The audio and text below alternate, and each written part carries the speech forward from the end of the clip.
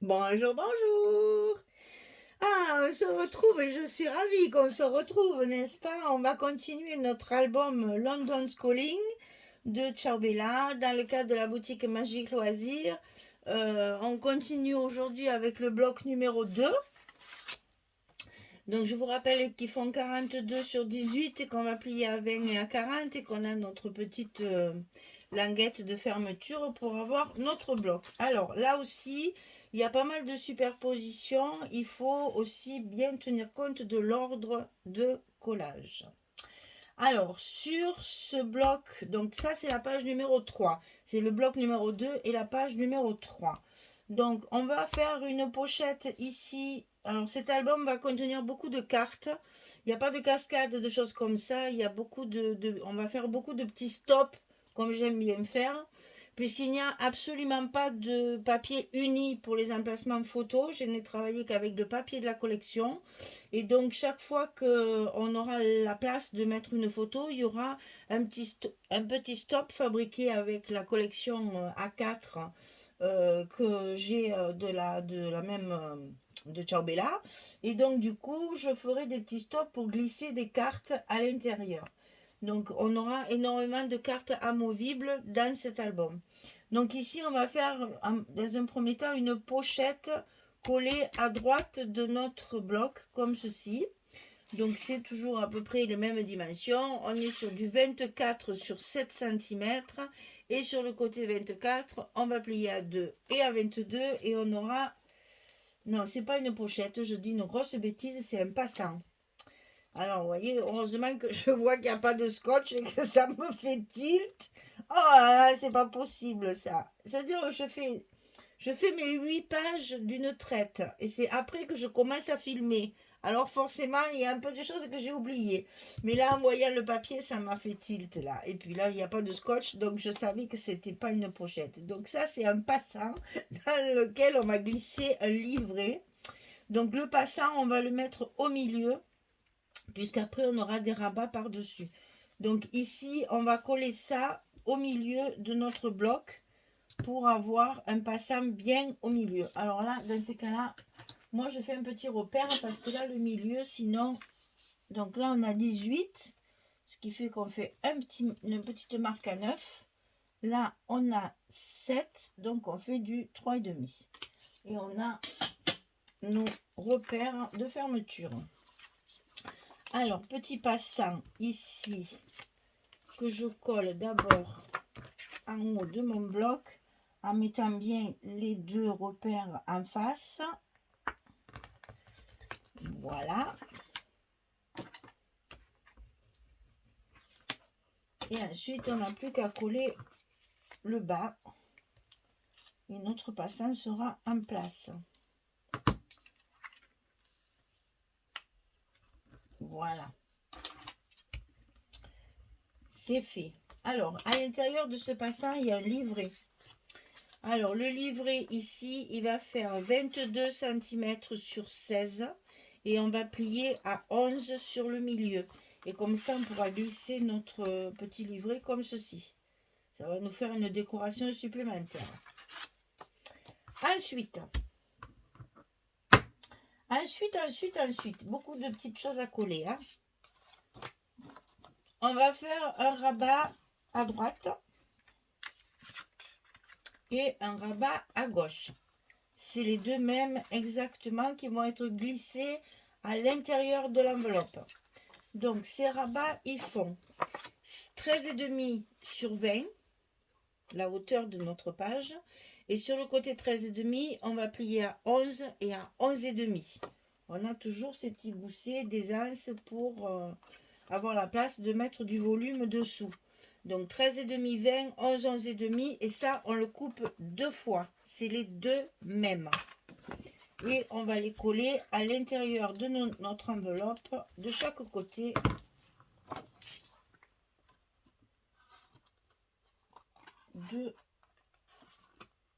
Du bloc.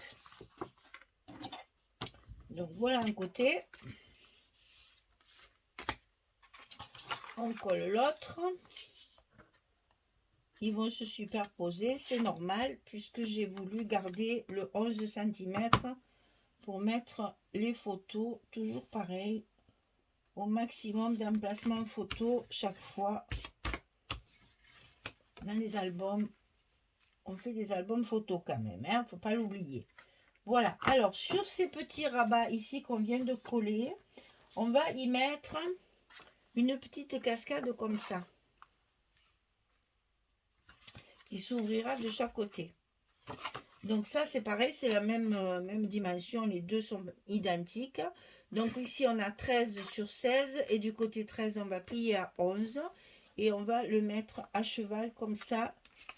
On va le couper 2 fois et on le met à cheval comme ça sur nos petits rabats qu'on vient de mettre de chaque côté. Donc là c'est pareil, on le centre de façon à ce que ce soit à peu près au milieu. Et je le colle par-dessous pour que ce soit plus facile. Hop là, on le met dessous. Donc là, si vous voulez faire des repères, allez-y. Moi, je le fais à l'œil.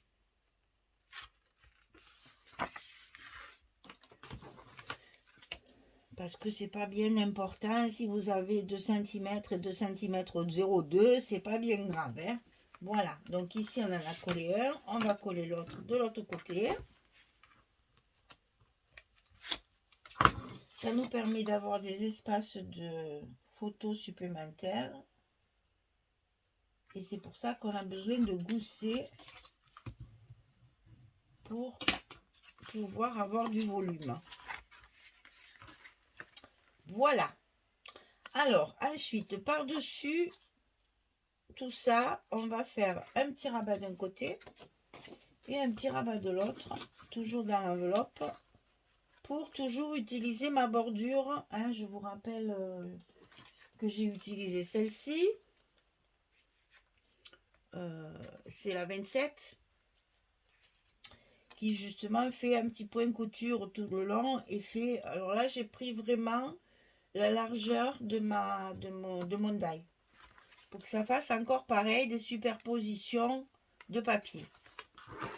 J'ai voulu un peu se décaler justement exprès. Alors celui de gauche il fait 11 cm sur 15,3 et sur le côté 11 j'ai plié à 8 et à 9. On a un gousset d'1 centimètre qui va venir recouvrir l'autre. Donc là, pareil. Là, par contre, je vais faire des repères pour que ce soit bien au milieu. Parce que je ne veux pas que ça déborde. Puisqu'il y en a un autre de l'autre côté. Il ne faut pas que je me trompe, que je fasse bien des repères au bon endroit. Donc là, c'était demi. On va le glisser dans notre enveloppe à gauche en faisant correspondre les petits repères.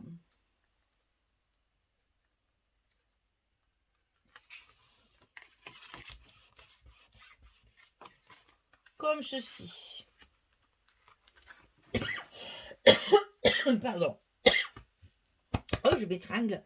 Vous voyez qu'on a un gousset d'1 centimètre ici qui va recouvrir le petit qui est dessous, ce qui va nous permettre de pouvoir mettre quelque chose ici. Hein. On a toujours un petit peu de volume chaque fois pour pouvoir y mettre photos, décoration, etc. De l'autre côté, ici, on a 16 cm sur 15,3 et sur le côté 16, on va plier à 13 et à 14. Je vous rappelle que mes dimensions, elles partent d'ici. Je ne compte pas ici, je compte vraiment le hors tout. C'est-à-dire que si vous ne voulez pas faire les bordures comme ça, que vous faites quelque chose de droit, ça fait vraiment du 16. Hein. On en est ici, on a 13 cm à la pliure. Donc ça c'est pareil, on va le mettre au milieu pour que ce soit bien en face de l'autre.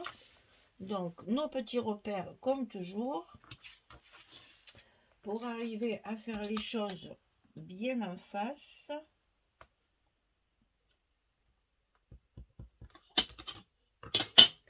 Pour que ce soit bien, que ça recouvre bien correctement le...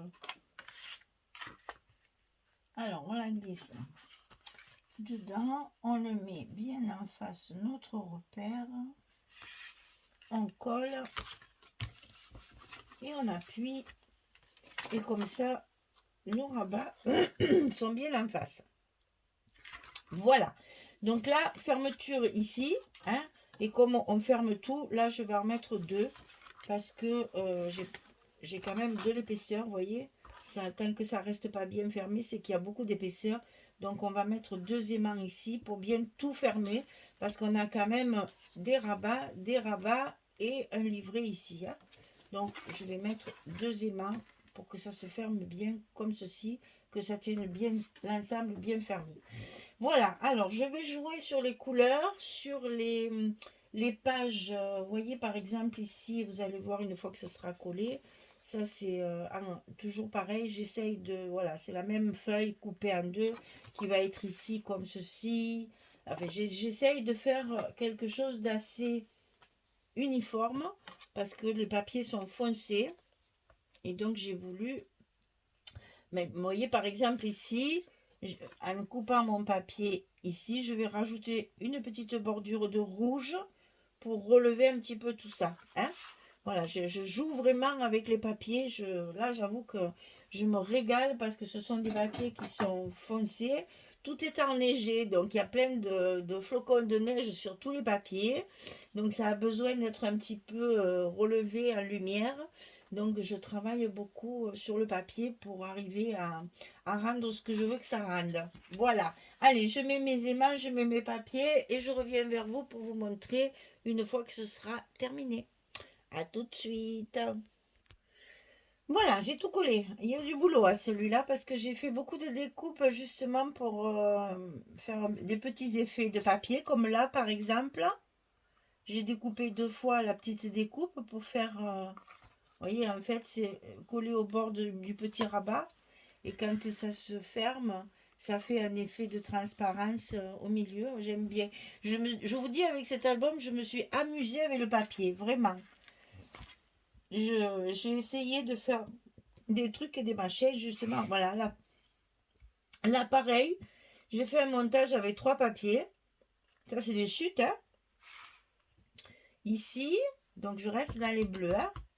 Ici, alors ça, c'est pas comme ça, c'est comme ça. Voilà. Ici, on a donc l'image rehaussée avec le petit papier rouge sur le côté. Hein. C'est un papier de la collection qui est au verso, qui est rouge. Donc ça s'ouvre comme ceci. Ici, on a le visuel, c'est 3 cartes. Donc ici, on ouvre de chaque côté. Ici, on a des emplacements photos encore. Hein. On va pouvoir faire des petits stops pour pouvoir mettre des cartes. Et ici, le livret qui est glissé sous le passant. Donc là, vous voyez, on peut mettre encore 3 photos sans problème.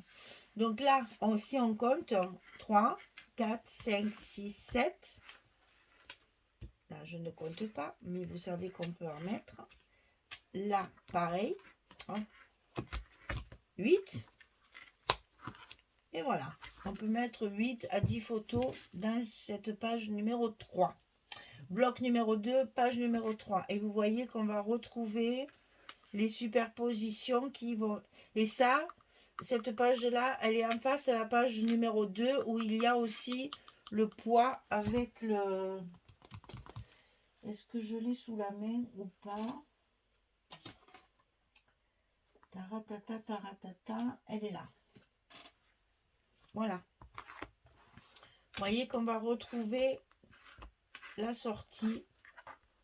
Toujours pareil, on essaye. Quand on a des papiers un peu difficiles à travailler, parce que j'avoue, ils ne sont pas faciles à travailler. Hein, mais quand on a des papiers un peu difficiles à travailler, il faut arriver à avoir une unité comme ça pour justement casser le rythme du papier foncé.